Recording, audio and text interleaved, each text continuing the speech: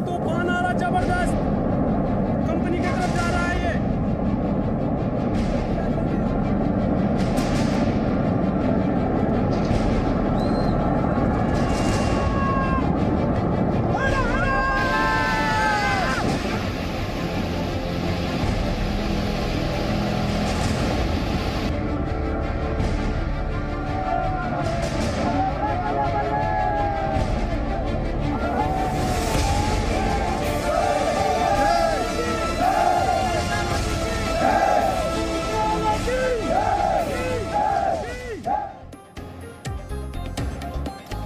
तो उत्तराखंड में आई त्रासदी के बाद बचाव दलों का हौसला देखते ही बन रहा है। देश के देवदूत दिन रात बचाव अभियान में लगे हुए हैं। जानकारी के मुताबिक अब भी 170 लोग लापता हैं। हालांकि नदी के पानी के बहाव की रफ्तार धीमी हो गई है। लोगों को लगातार टनल से निकाला जा रहा है। यानी बचाव दल हर मुमकिन कोशिश कर रहे हैं ताकि ज्यादा से ज्यादा लोगों को बचाया जा सके, जनहानि कम से कम हो। सारा देश आज उत्तराखंड में जारी रेस्क्यू के साथ खड़ा है। और इस वक्त जो तस्वीरें ये देखिए आप, रात भर रेस्क्यू चलता रहा, कल देर शाम तक रेस्क्यू चलता रहा, लोगों को बचाया जाता रहा। अब भी रेस्क्यू की तस्वीरें देख रहे हैं आप। वहाँ टनल के पास आईटीबीपी के जवान लगे हुए हैं, बड़े बड़ी जेसीबी मशीनों के साथ वहां से मलबे को हटाया जा रहा है। जहां बड़े पत्थर आ गए थे उसे हटाया जा रहा है, काटा जा रहा है। Hello hello hello. अब तक 14 लोगों की मौत की खबर है, 170 लोग लापता है। आईटीबीपी के जवान रात से ही लगे हुए हैं रेस्क्यू में। ये चमोली की तस्वीरें इस वक्त। एक से बढ़कर एक चमोली में रेस्क्यू की कहानी, एक से बढ़कर एक रेस्क्यू की तस्वीर सामने आई है। जिस तरीके से देवभूमि में देवदूतों ने लगातार साहस के साथ रात भर डटे रह करके एक एक जान बचाई है, एक एक तस्वीर जो है वो अपने आप में एक कहानी कहती है। आईटीबीपी के जवान लगातार लगे रहे और सुबह ये देखिए पहली तस्वीर इस वक्त जेसीबी और बाकी बड़ी मशीनें मौजूद हैं। मलबा हटाया जा रहा है, टनल के पास है। चमोली की तस्वीर है। हेलो। टनल पूरे तरीके से भर गई थी, मलबा पूरे तरीके से छा गया था और आगे पूरा रास्ता बंद हो गया था। एक एक करके उस मलबे को हटाया जा रहा है। कल से ही वहां से हटाया गया, 15 लोगों को वो बचा लिया गया है। लेकिन दुखद खबर अब भी यही है कि 170 अब लापता अब भी बताया जा रहा है।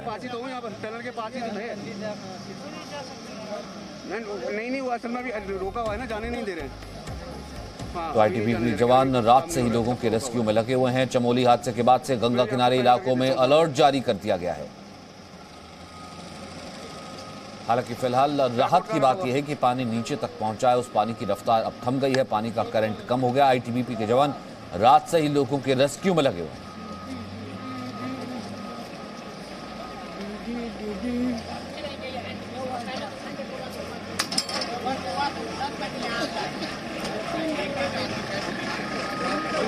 एक बार का वन टाइम हादसा था ये, जो ग्लेशियर टूटा, उसके साथ पूरा पहाड़ टूटा, बोल्डर्स आए, मलबा आया और वो उसने जो रैनी प्रोजेक्ट था, रैनी पावर प्रोजेक्ट, उसको पूरा बहा दिया। और डाउन स्ट्रीम 5 किलोमीटर आगे तपोवन था, उस पर बड़ा इम्पैक्ट किया। पूरा तो नहीं टूटा, पूरा नहीं बहा। तो ये 2 जगह इसका मेजर डैमेज हुआ है। जो होना था वो कल हो चुका, उसमें आज कुछ नहीं हो रहा है पहली बार। और इसको जो है पहले प्रोजेक्ट से 32 लोग मिसिंग हैं, दूसरे प्रोजेक्ट से 121 लोग मिसिंग हैं। ये अभी तक हमारे पास फिगर्स आई हैं। इनमें से 10 डेड बॉडी रिकवर हो गई हैं, 3 डेड बॉडी तपोवन से और 7 डेड बॉडी कर्णप्रयाग तक के रास्ते में। हमारी टीमें लगी हुई हैं खोजने में, आगे अगर कोई इस तरह की बॉडीज मिलती हैं तो। तपोवन प्रोजेक्ट पे 2 टनल्स थी, छोटी टनल से कल 12 लोगों को बचाया गया है और वो पूरी तरह सुरक्षित हैं, उनको कोई बड़ी इंजरी नहीं है।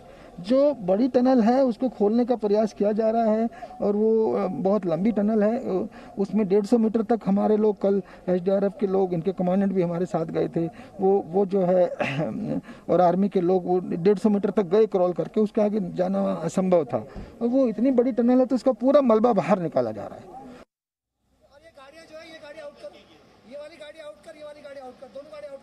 तो ये देखिए किस तरीके से लगातार मुस्तैदी से लगे हुए और कल रात भर लगे रहे आईटीबीपी के जवान।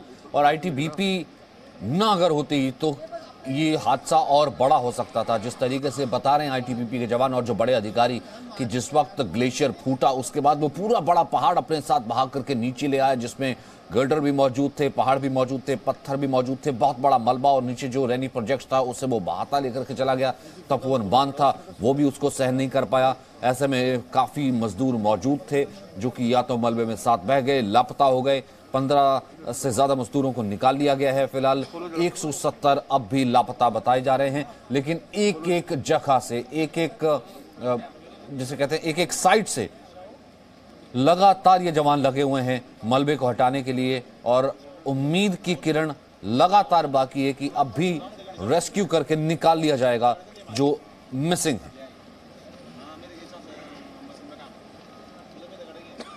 दरअसल ग्लेशियर टूटने से अब तक 14 लोगों की मौत है। आपको अपडेट्स अगर हम दें तो तपोवन टनल में फंसे 15 लोगों को बचाया गया। उत्तराखंड हादसे में 170 से ज्यादा लोग लापता हैं। बचाव दलों की ओर से रात भर ऑपरेशन जारी रहा। तपोवन टनल में कुछ लोगों के फंसे होने की आशंका है। एनडीआरएफ, एसडीआरएफ और आईटीबीपी की टीम बचाव में लगी। टनल में अब भी काफी मलबा जमा हुआ है। नदी के बहाव की रफ्तार कम हुई है, खतरा कम हुआ है। घायलों के इलाज के लिए फील्ड अस्पताल तैयार किया गया है। उत्तराखंड हादसे पर कई देशों ने दुख जताया।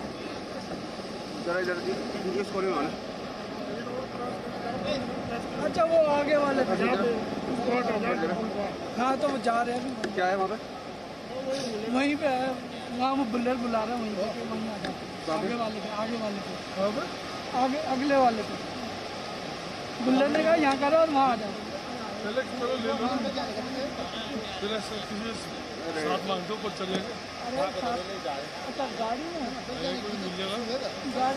इस वक्त जोशीमठ हम आपको सीधा लिए चलते हैं। मनीष हमारे साथ मौजूद है, मनीष शुक्ला, साथ ही साथ कृष्ण मोहन मिश्रा मेरे दूसरे सहयोगी भी मौजूद हैं। सबसे पहले मनीष आपका रुख करना चाहूंगा, आप उस जगह पर पहुंच चुके हैं, साइट पर पहुंच चुके हैं। जोशीमठ से ही वो हमने देखा था, कल वो तस्वीर आ रही थी, सैलाब गुजर रहा था, थोड़ा सा वहां पर बताइए और अब तक क्या इस वक्त अपडेट इन्फॉर्मेशन है। देखिए पूरी रात भर आईटीबीपी और इसके साथ ही एनडीआरएफ की टीमें लगी हुई हैं। जिस जगह तपोवन में जहां पर हादसा हुआ है, जहां 170 से ज़्यादा लोग मिसिंग हैं, उनको वहां पर सर्च ऑपरेशन किया जा रहा है। और सचिन, जितना जल्दी अगर मलबा हटाया जाएगा उतनी अच्छी खबर आएगी, क्योंकि जितना डिले होगा वो खबर अच्छी नहीं होगी। और ये बात आईटीबीपी जानती है। कल भी हमने देखा कि उन्होंने कई लोगों को, करीब 12 लोगों को मलबे के अंदर से निकाला। 8-10 फीट मिट्टी के नीचे लोग दबे हुए हैं। पूरा अचानक जिस तरीके से ग्लेशियर के बाद जो पानी का बहाव आया, सब कुछ अचानक वहाँ पर सब कुछ बह गया है।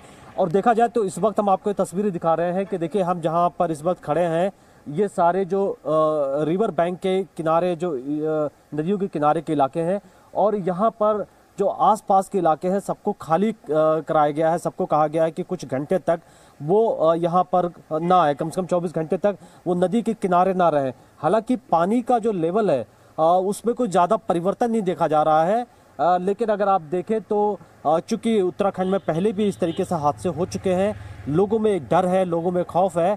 और कल जिस तरीके से हुआ, सबसे जो अच्छी बात यह है कि आईटीबीपी के यहाँ पर बटालियंस है, उनकी कंपनी है, जोशीमठ में बहुत बड़ा उनका सेंटर है। और ऐसे में जो फर्स्ट जो रिस्पॉन्डर रही आईटीबीपी, वो तुरंत वहाँ पहुँच गई उस जगह तपोवन में जहाँ पर लोग मिसिंग थे। इसलिए ज़्यादा से ज़्यादा लोगों को निकाला गया है, लेकिन अभी भी लोग उसमें फंसे हुए हैं। और कई जो उनके घर के लोग हैं, जिनको जानकारी मिल रही है कि उनके घर के लोग या इस प्रोजेक्ट में जो काम कर रहे थे वो मिसिंग है, लोग यहाँ पर आने शुरू हो गए हैं। एक एक करके जो है लोग आ रहे हैं और जानना चाह रहे हैं, क्योंकि सबके साथ यही चीज़ है कि सब यही सुनना चाहते हैं कि उनके घर वालों को बचा लिया गया है या उनके घर वाले सेफ हैं। तो हम भी यही दुआ कर रहे हैं कि जितनी जल्दी हो उतनी जल्दी से मलबा हटा दिया जाए। हालांकि आर्मी भी अब आ चुकी है, इसके साथ ही साथ एयरफोर्स की जो टीमें हैं, एयरफोर्स ने एनडीआरएफ की स्पेशलाइज्ड टीम को तपोवन में वहाँ उन्होंने पहुँचा दी है, जिनके पास ऐसे सिस्टम्स हैं जो ज़मीन के काफ़ी नीचे तक, कई फीट नीचे तक, अगर कहीं पे भी कोई जिंदा है या किसी तरीके का कोई दबा हुआ है, तो वो जो सिस्टम्स हैं वो एग्जैक्ट बता देते हैं कि वो कहाँ पर कौन है। और ऐसे में उसी जगह मलबा हटाने की कोशिश की जा रही है जहां लोग दबे हो सकते हैं। तो यही है सचिन की कुछ घंटे काफ़ी इंपॉर्टेंट है और देखने की बात है कि किस तरीके से रेस्क्यू ऑपरेशन कितनी तेज़ी से किया जा रहा है। हालांकि एक अच्छी बात यह है कि मौसम बिल्कुल साफ है, 2 दिनों तक कोई बारिश की यहाँ पे कोई अलर्ट नहीं है, इसलिए किसी तरीके का ऑब्स्ट्रक्शन नहीं है। जो भी एनडीआरएफ है, आईटीबीपी है, जो रेस्क्यू ऑपरेशन कर रहे हैं, और ये एक अच्छी खबर अगर आप देखें तो यहाँ धूप निकली हुई है, मौसम बिल्कुल क्लियर है और ये एक अच्छे संकेत है कि लोगों को जितनी जल्दी है उतनी जल्दी से काम भी हो रहा है कि लोगों को उस जगह से निकाला जाए।